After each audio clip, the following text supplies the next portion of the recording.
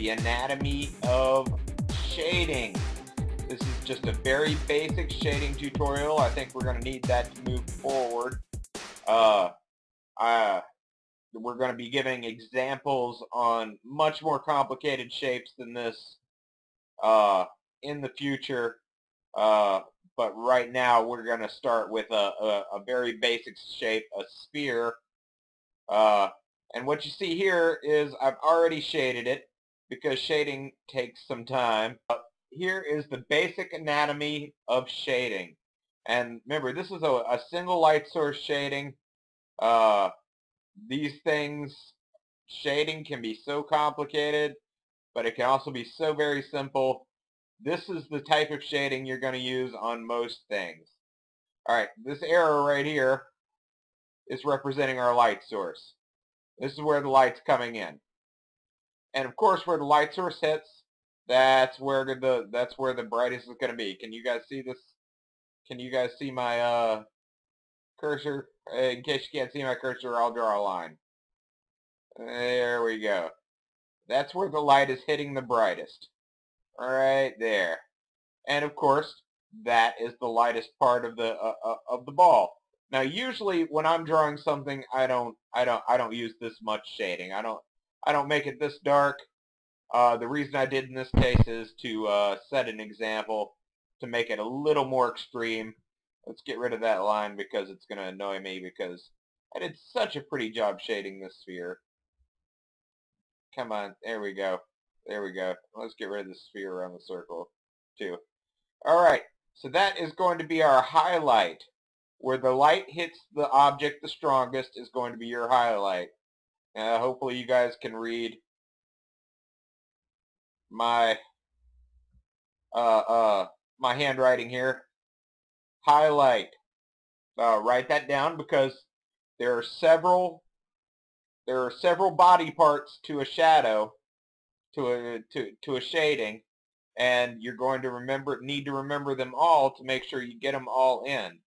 Because if you're missing one, a lot of times it will make the drawing look strange, and you'll wonder why the drawing is not looking right, and suddenly you realize, oh, I forgot, I didn't smooth out the gradient shadow enough, or I didn't shape the cast shadow properly based on the standing light source. Every drawing you do is going to have at least one light source. You have to have at least one or it's blackness. Now, there's tons and tons of different ways to shade. There's texture shading, say you wanted a bumpy surface, you could shade using little circles.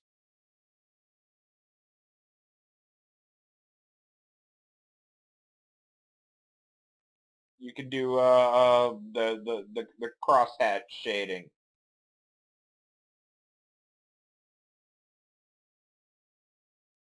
That's going to add a completely different texture to your shade. Right now, I'm working on a smooth shade. And the way I got this smooth shade is a technique just about every artist uses. I don't use it very much. It's called smudging. It's called smearing. It's called in this application, it's called blurring. Smearing is you take your eraser, you take your finger, and you after you've made your grade, you just smooth it out. One of the most important things about shading is the transition. You know, if you go directly from too dark to too light, it's not going to look natural. Next, you have the gradient shadow. You have it. This is where the light is slowly getting weaker as it flows away from where it first strikes the object, or where it's most strongly impacting the object. Light doesn't travel alone. It's not just a single photon. You're going to have a bunch of photons, but they're going to be most concentrated in one spot. These are all little photons. They're all traveling at the speed of light, but from their source, which, like, for instance, a flashlight, from their source, Most of them are going to be concentrated in one spot, but you're going to have a few stragglers, and it's going to be weaker as it goes away. So the main amount of photons are hitting this, and lesser photons are hitting here, and they're bouncing away, and so that creates the gradient shadow to the deepest shadow. So we'll write gradient shadow down here so you can keep track. Stop pushing the button, Patrick. Gradient. Can you guys even read my handwriting? And I probably spelled that wrong. You know, I'm gonna have, it's either an E or an A. Does an A look right? No, it's definitely an E. See, now even the E doesn't look right. It's a gradient shadow until you reach the darkest shadow. And the darkest shadow, you would think, would be farthest from the light source. And that's not always the case. In this case, this ball is sitting on a table. Some of these stray photons coming from the light source are hitting the table and bouncing back. So they're shooting in, hitting the table, and bouncing back. They're hitting the table and bouncing back anywhere they can, which is not in the cast shadow, which I'll deal with in a second.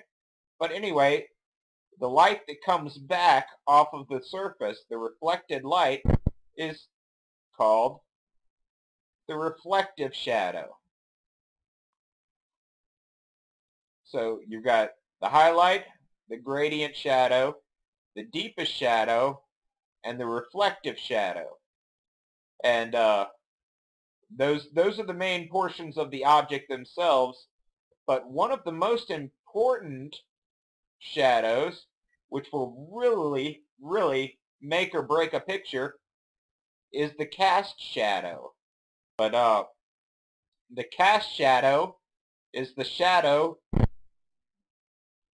is basically just where the incoming photons are blocked from hitting the surface. See, these incoming photons, the incoming light, they're blocked from hitting the surface, and so obviously that area is darker. Up to a point, because some of that light that reflects back onto the reflective shadow here, some of the lighter portion of the sphere also reflects back down onto the table. It's weak, but it's there. And if you're going into that much detail, you have to remember that there is a secondary reflective shadow in the cast shadow. This is the basic anatomy of shading. Highlight, gradient shadow, deepest shadow, reflective shadow, and cast shadow. And if you feel like it, not always necessary, a reflective cast shadow. Like I said, that's not terribly important. It's not going to make or break the painting, the picture, if you don't notice a slight reflective shadow there. All right, so that is my anatomy of a shadow tutorial.